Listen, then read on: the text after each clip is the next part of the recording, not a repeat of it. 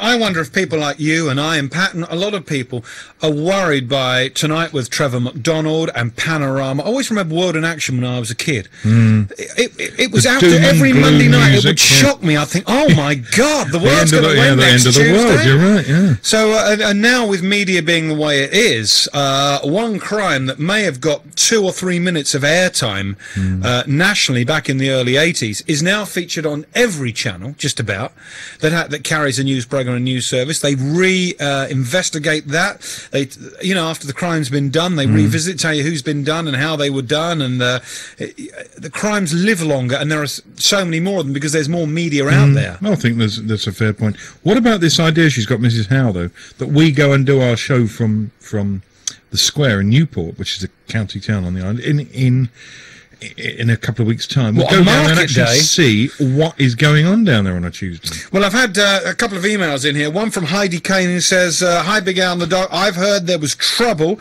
This is the fisticuff one. No, not Shanklin. In Shanklin, with a rowdy crowd drinking yesterday on St George's Day. I hear that this could have something to do with the guy you call Pat the Builder. So, was there trouble yesterday, Pat? English Pete? Was it just bit of a ruckus? Was it just high spirits? Was it people proud of being English, or did it all kick off?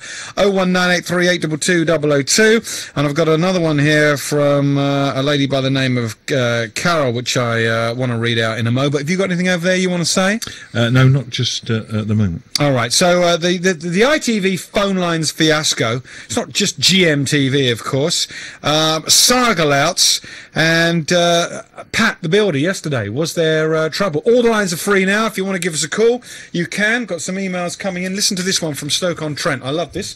Says, "Hi Alex and the Doc. It's Andy here, Stoke-on-Trent. What a great show and radio station. Better than any radio station or radio show up here in Stoke. We watch Solent TV on Sky. My little girl is 9 and she won't even move away from the TV when your show is on.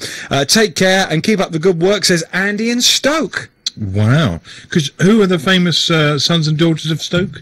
I think I've done this to you before. Gordon Banks. Is he from Stoke?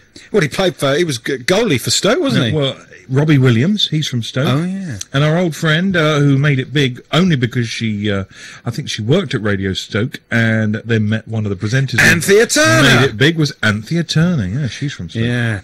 Also, I want to know what people think about Jeff the binge drinker's daughter buying these Living Dead dolls at 11.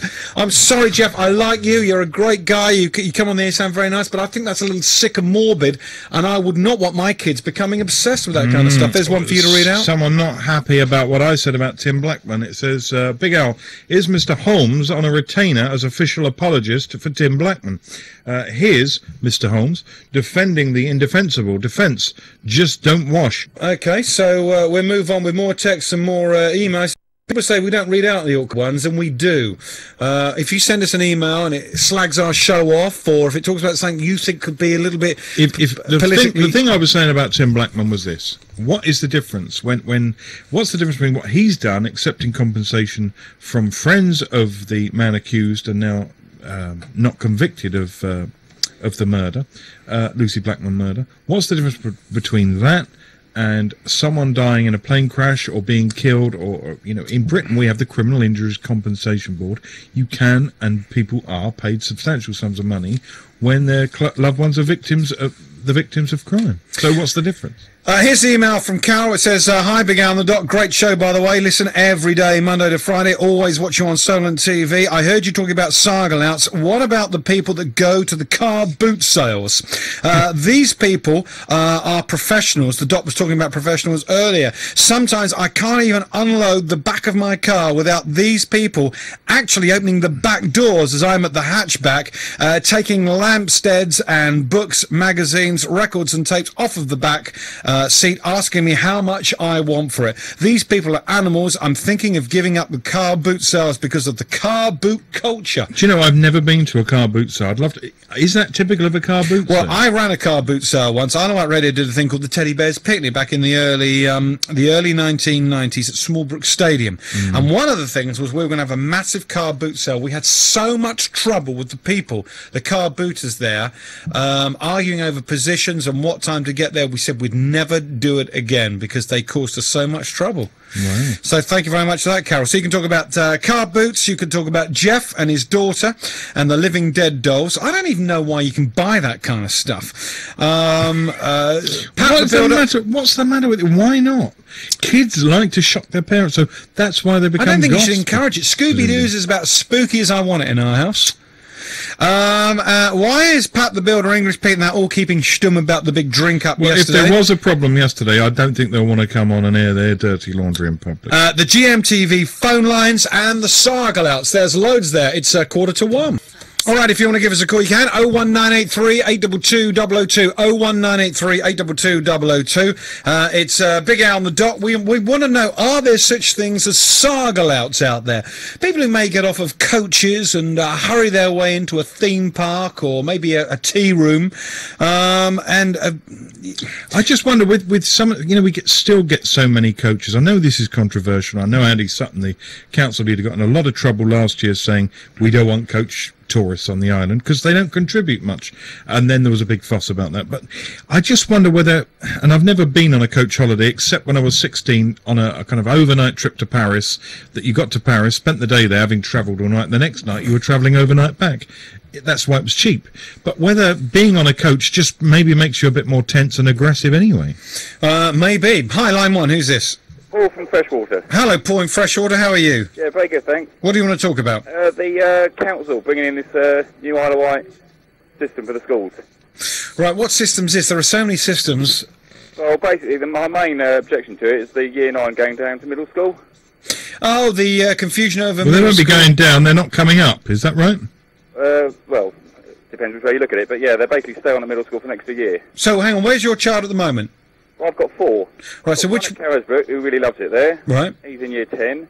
And I've got 3 younger girls who are there, primary school and the middle school. So you've got one at middle school who will be staying on what? Staying on an extra year? I'm not sure quite when they're bringing all this in, but basically I've got 2 at middle school and 1 at primary school and 1 at the high school. There are about 5 local authorities in Britain at the moment who still run with the primary school, middle school, high school, and of course the Isle of Wight is one of those.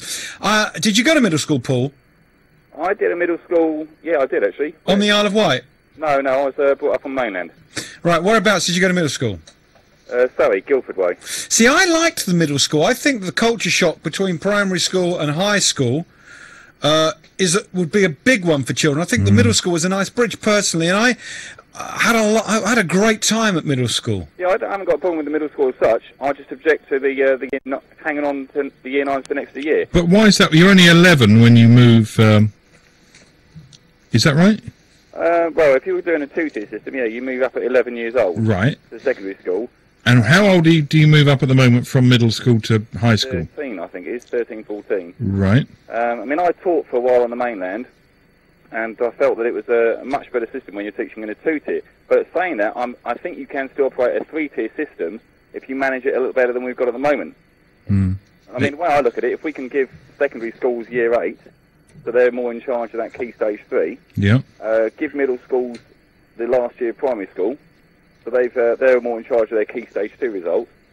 I think we could do much better than they're doing now. Are you still working in the profession now? No, I'm not. You're not?